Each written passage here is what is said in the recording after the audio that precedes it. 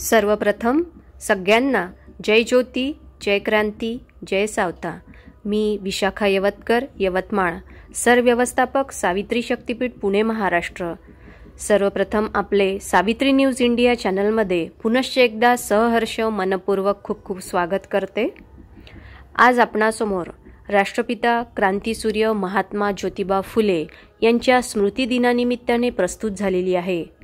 तर सर्वात आधी या थोर महामानवास, त्यांच्या विचारास, त्यांच्या कार्यास समस्त सावित्रीच्या लेकींकडून, सावित्री शक्तीपीठ परिवाराकडून विनम्र अभिवादन करते आणि आज त्यांच्या स्मृती दिनानिमित्ताने माझे मनोगत आपणासमोर थोडक्यात व्यक्त करते आहे। कोट्यवधी वर्षांपूर्वी निसर्गाने निर्माण केलेल्या मानवामध्ये अनेक बदल घडून सद्यस्थितीत असलेला बुद्धिजीवी मानव अस्तित्वात आला।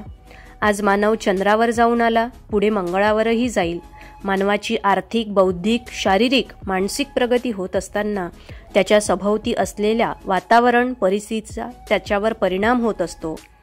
आपल्या भारत देशाला थोर महापुरुषांचा सहवास लाभला आहे। आपल्या भारत देशावर 150 वर्ष इंग्रजांनी राज्य करून सुद्धा सद्यस्थितीत भारताची दैदिप्यमान प्रगती वाखाणण्याजोगी आहे। परंतु या प्रगतीमागे बऱ्याच महान विभूतींचा सहभाग आणि बऱ्याच लोकांचे बलिदान देखील आहे, हे विसरून चालणार नाही। 19व्या शतकामध्ये अनुभवलेला कर्मठपणा, उच्च नीच भेदभाव इत्यादी परिस्थितीला बदलणे सोपे नव्हते, कारण देश पारतंत्र्यात होता, विधवांना अनेक बंधने होती, अस्पृश्यता अगदी ठासून भरलेली होती। याकरिता राजकीयदृष्ट्या अनेक मंडळी संस्था कार्यरत होत्या, परंतु 80% तळागाळातील समाजाला जगणे सुद्धा कठीण झाले असताना त्यांच्या सामाजिक उन्नतीकरता खूप कमी मंडळी उत्स्फूर्तपणे कार्यरत होती। या काळात पुरुषप्रधान संस्कृती होती, ज्यामध्ये स्त्रियांना कुठल्याही प्रकारचे स्थान नव्हते।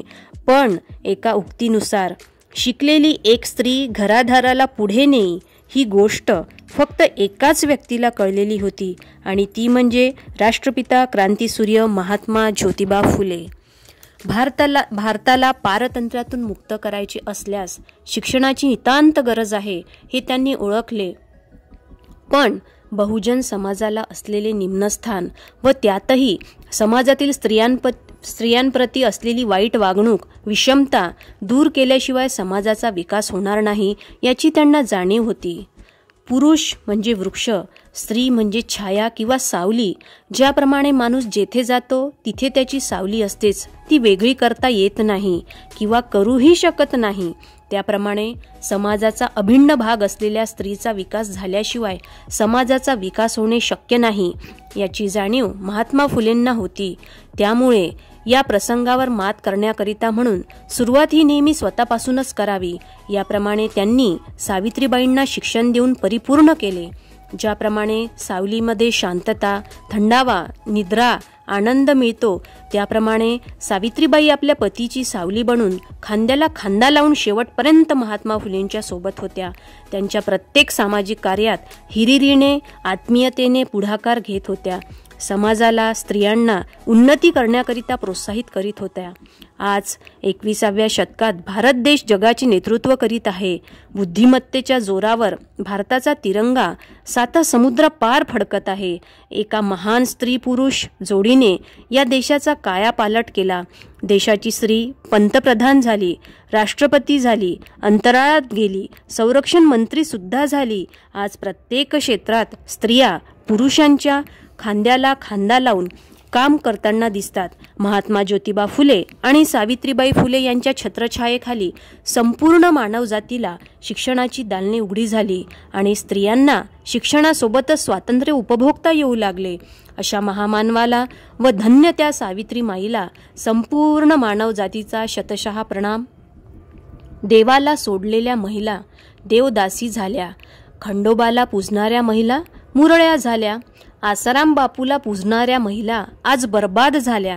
पण 1848ला सावित्रीने मुलींना शिक्षण दिलं आणि तिला वंदन करणाऱ्या महिला इंजिनियर झाल्या, डॉक्टर झाल्या, वकील झाल्या, मुख्याध्यापिका झाल्या। भारतीय स्त्रिया ह्या दोघांची ऋण कधीच फेडू शकत नाही। म्हणूनच म्हणतात, वृक्ष जर डेरेदार व भव्य असेल तर त्याच्या सावलीत आश्रय घेणारेही भाग्यवंत समजले जातात.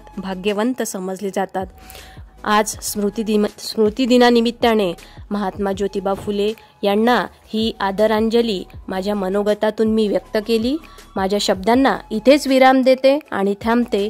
जय ज्योती, जय सावित्री. धन्यवाद.